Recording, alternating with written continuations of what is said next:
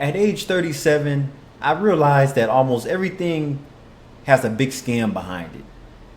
Churches, colleges, government, etc. Everything. Even marriage. People in general. I'm like, what is this person up to? What are they trying to do? What do they want? Why are they calling me? Are they going to ask me this and that? Now, when it comes to joining a church, is the pastor using his real name? Or is it his stolen name? Stolen benefits? Who's providing the funds for this church? Well, we have breaking news on a cult. FBI raid on a mansion. Let's go. FBI agents swarming a Columbia County home in the gated neighborhood of Westlake. Tonight, we've learned the raid is connected to the House of Prayer and serious allegations that the group is a cult scamming veterans out of benefits. The FBI says this scheme involves identity theft, false tax returns, and a trail of crime going back decades. Yeah, you know it's serious when tax returns are involved. Oh yeah. Once you get into the federal mix, yeah, you're talking about some... Thanks for joining us as we continue to follow this breaking story. I'm Zaina Halliburton. Tonight, the leader of the House of Prayer, Ronnie Dennis, is in custody connected to an FBI raid on his mansion in the Westlake neighborhood. His charges include conspiracy to commit bank fraud, conspiracy to commit wire fraud, and aiding and assisting in filing a false tax return. Good. I like hearing about stuff like this. I just hate when regular individuals, law-abiding citizens are involved. I don't care about the bank and the government and the other shit. They crooks themselves.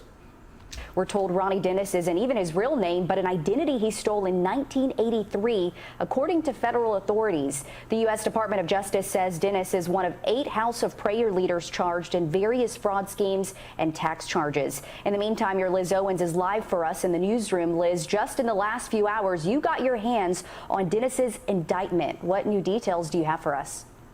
Well, according to the indictment, 8 church leaders committed these crimes by targeting military members and exploiting them for their benefits. The indictment also describes cult-like behavior, arranging marriages and divorces, humiliating members they perceived as rule breakers, and prohibiting family members from talking to loved ones who left the church. The art of manipulation. Manipulation's a bitch, ain't it? But if you can't see beyond the light or beyond or beneath the surface, this will be you. So a lot of times your pastor's not who you think your pastor is. A 7-bedroom, 8-bathroom estate listing price $1.96 million, raided by the FBI Wednesday morning. Look at all the yard work, just magnificent. Everything's in place. I don't see no yellow grass. Like, everything is manicured correctly. The mansion on Honors Way is located in the gated community of Westlake. Divorce documents tie the name Ronnie Dennis to this address. According to an indictment just unsealed by the feds, the leader of House of Prayer stole the name in 1983 and used it to become an American citizen in 2002. Well, ICE is going to have a ball on this one.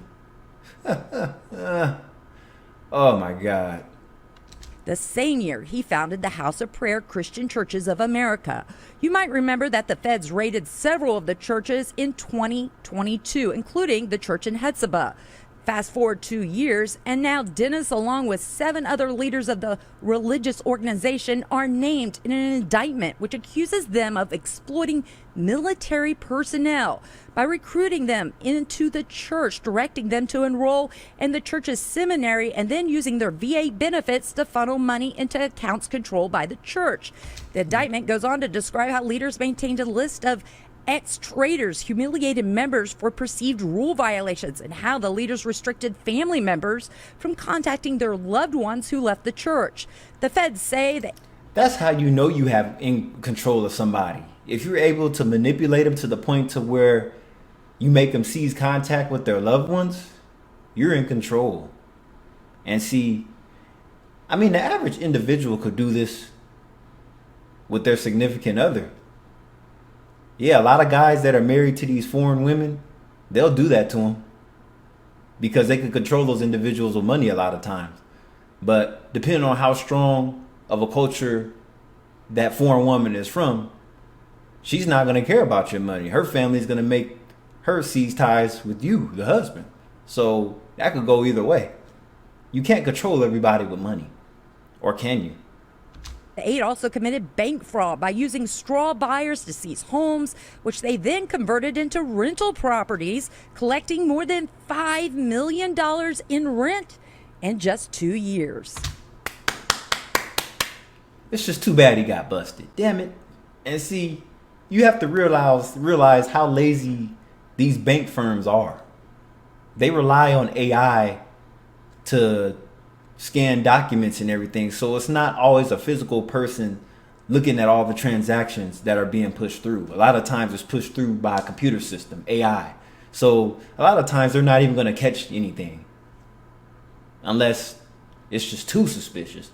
But a lot of times they use AI tools to push through any kind of transactions. So yeah. So all those named in the indictment could face up to 20 years, maybe more, in prison. That's if they're found guilty. The FBI has been pretty quiet about the whole thing, but they are holding a news conference tomorrow. We expect to learn a lot more then, and we'll be there and bring you the latest. Bullshit. He's being sent back to his native country, wherever he's from. He's not going to serve any time. I doubt it. Anyway, this is Kyle Vale. I'll catch you in the next video.